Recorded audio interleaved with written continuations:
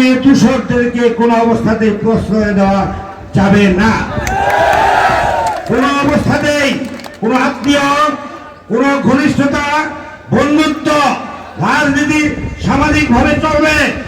রাজনৈতিক অঙ্গনে কোনো অবস্থাতেই কোনো আওয়ামী দূষকদেরকে কোনো অবস্থাতেই যেন প্রকাশ্য দেখা না যায় এবং কোনো প্রশ্রয় না পায়, কোনো অবস্থাতেই যেন তার সামনে আসতে না পারে, এই হুঁশিয়ারি করে দিয়ে গেলাম। আপনাদের অত্র ইউনিয়নের এক কুলাঙ্গার সরকারি একটা অফিসে চাকরি করে, সেখানে একটা মিটিং করে জয় বাংলা স্লোগান দেয়।